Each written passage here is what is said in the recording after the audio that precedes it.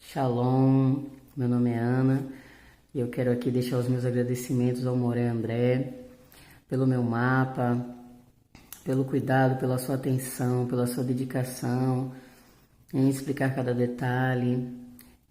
Deixo aqui a minha recomendação para você que quer conhecer um pouco mais sobre a sua alma. O Moré faz um mapa cabalístico e pode te explicar um pouquinho mais. De repente, aquele detalhe que você não está entendendo na sua vida, algo que não está conectando, ele pode te ajudar. Diz aqui que Moshe estava pastoreando com Jetro, seu sogro, né, em Midian, conduziu o rebanho para o deserto, chegou em Horebe, no monte de Deus. E ainda disse que o mensageiro de Deus apareceu no meio de um fogo ardente, não é?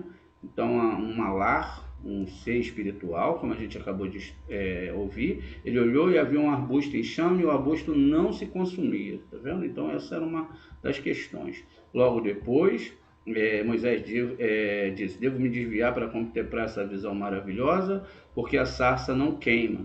E aí continua, diz aqui que ele, quando viu que havia virado para olhar, ele virou para olhar, Deus o chamou do mato e da sarça, né? Então Moisés respondeu. Agora sim a gente tem como fazer aqui o que estava acontecendo e o que estava acontecendo nesse julgamento. Veja, tudo é sobre julgamento divino. Moshe, ele era um cabalista e ele conhecia bem a Torá, ele sabia do que ele estava falando porque ele escreveu essa Torá e não foi algo que aconteceu exatamente da forma que as pessoas imaginam.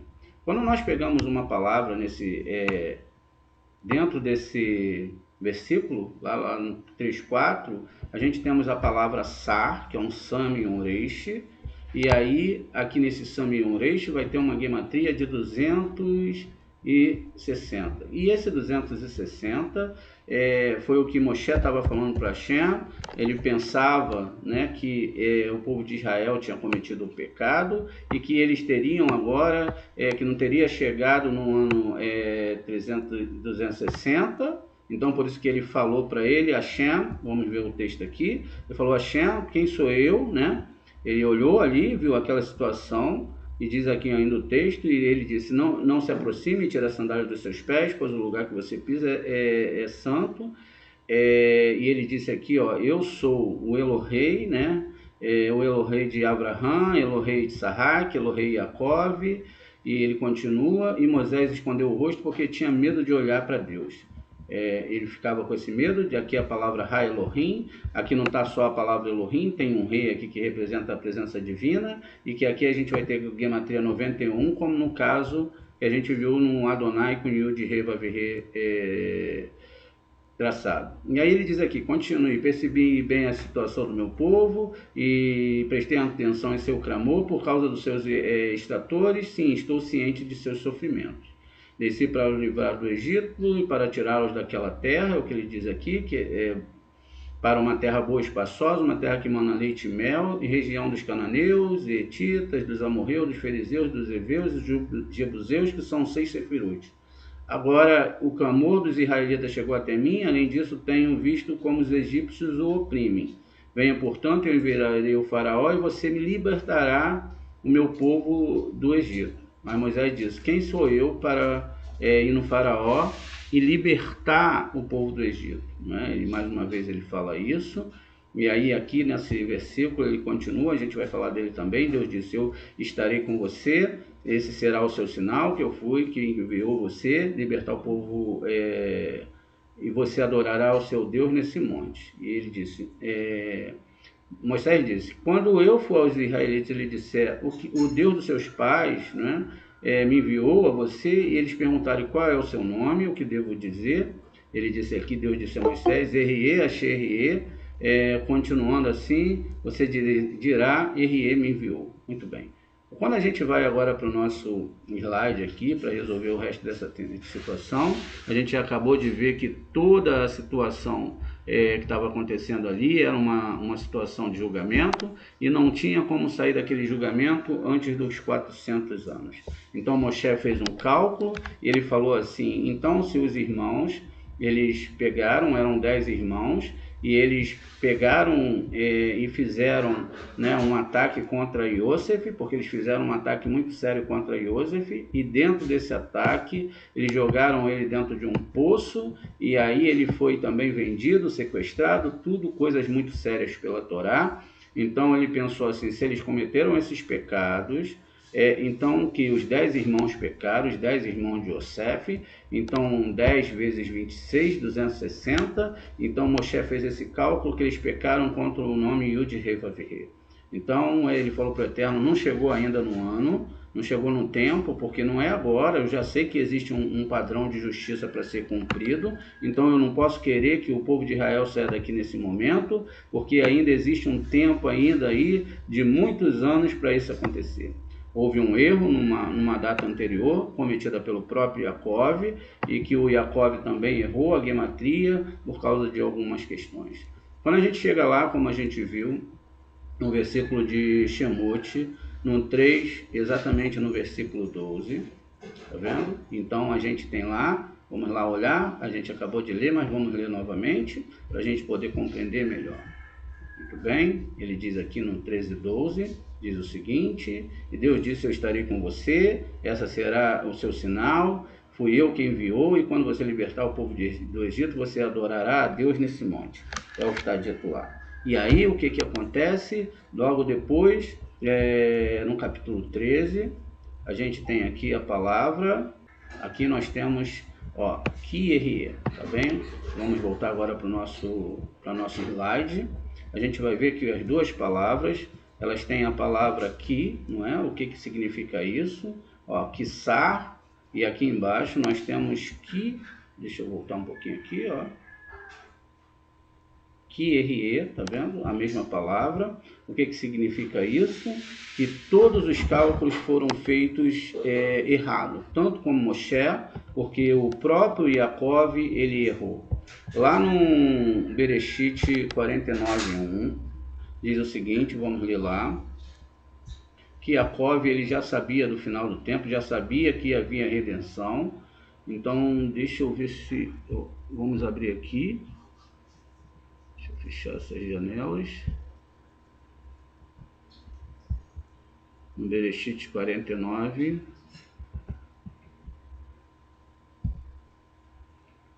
Que é o momento que ele vai abençoar o povo de Israel. Então ele diz o seguinte, Jacó chamou seus filhos, Vaikra Yaakov eu Benaiv, Vaiomer Ha-Esefor, Ve-Aguerri Min. Está aqui separado, não sei se... Mas a gente não tem interesse em ler o texto em hebraico, somente... E Jacó chamou seus filhos, venham juntos, que eu possa dizer o que acontecerá com vocês no dia que virão. Então ele chama os filhos, ele reúne os filhos, então ele começa a fazer o erro que eles cometeram contra Yosef, e aí ele faz um cálculo, só que ele não botou o nome Ruben, e aí ele fez o cálculo errado, por isso é que ele botou 9 vezes 21, porque ele sabia que o nome que foi errado não foi contra Yud-Heh-Vav-Heh, mas eles erraram porque Yud-Heh-Vav-Heh estava aqui no nível do Sol, né? A gente sabe disso, então esse nome estava... Esse estava aqui ligado à parte de cima, e o nome Yod-Heh-Vav-Heh estava ligado a Tiferet, e aí eles achavam que ele tinha, né, cometido um pecado contra o nome Yod-Heh-Vav-Heh, mas na verdade eles tinham cometido um pecado contra Erie, que tem gematria 21. Esse aqui tem gematria 21, que é o nome Erie, mas só o nome Erie. Um Aleph, um Re, um Yud e um Re, gematria 21, por isso que a gente fez o cálculo lá, e aqui tem gematria 26, porque esse nome está dentro de Tiferet.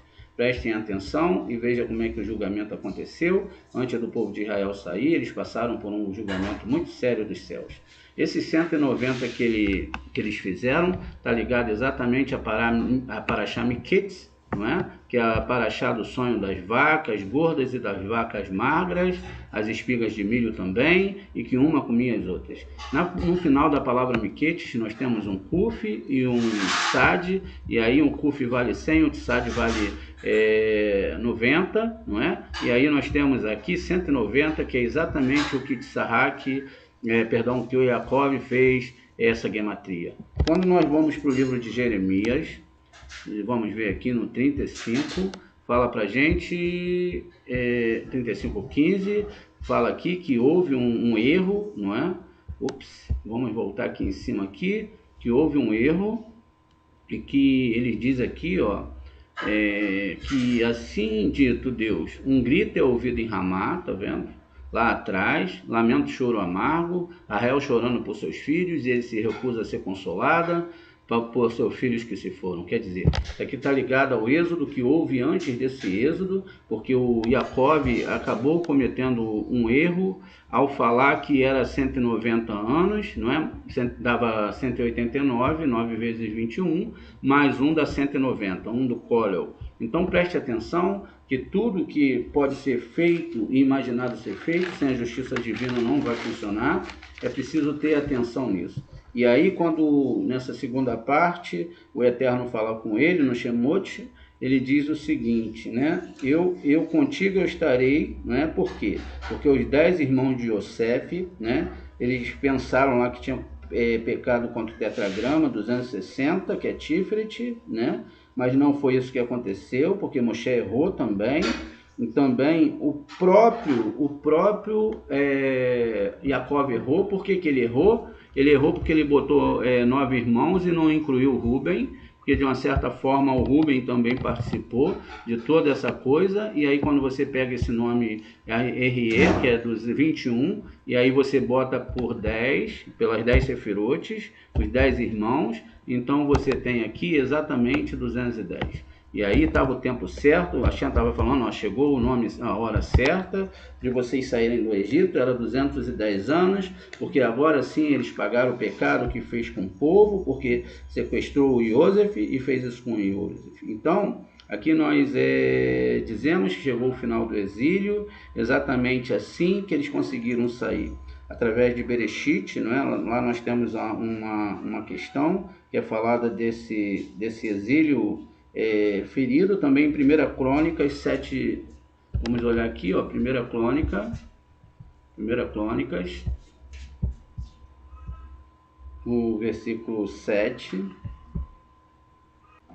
e aí diz aqui, ó, os filhos de Efraim, Sutela, seu filho Barete, seu filho Tatá, não é? E seu filho Eliade, seu filho Terá, deixa eu ver se eu estou certo aqui. E os homens de Gato, nascendo na terra, mataram-nos porque tinham descido para levar seu gado. 7, 20 ao 22, tá? Para levar o seu gado, está falando do povo lá atrás. E Efraim, seu pai, lamentou muitos dias e seus irmãos vieram consolá-lo. Veja, tudo isso está ligado ao êxodo, né? Que aconteceu lá atrás por causa dessa situação. Isso significa o quê? Que não tem essa coisa de graça nenhuma, que ninguém vai morrer de graça por ninguém, ninguém vai dar nada para ninguém, tudo tem que ser feito de um acordo muito sério com a Torá, e a gente tem que se voltar com essa Torá, não é? Exatamente, veja, o Abraham, ele recebeu os 400 anos, ele olhou para o céu e aceitou o Tikkun, ele começou a querer mudar as coisas para mudar o seu Tikkun, e aí aqui a gente ainda tem o Yosef, quando, né, encontrou com seus irmãos.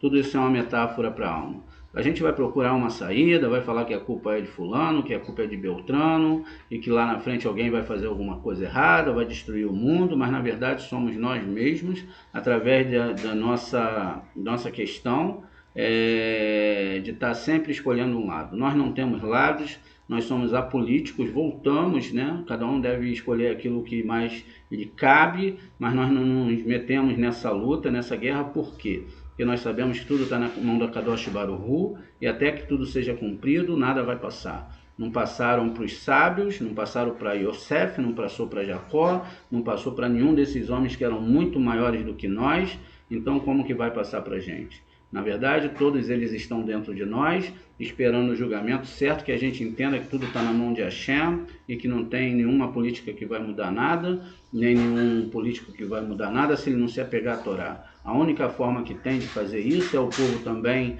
se voltando para Hashem, para a Torá, porque aqueles que reclamam para não roubarem também roubam, aqueles que falam para não enganar também enganam, em tudo as pessoas enganam uns outros, e a gente tem que tirar isso do nosso meio, e assim a gente poder avançar com essa Torá.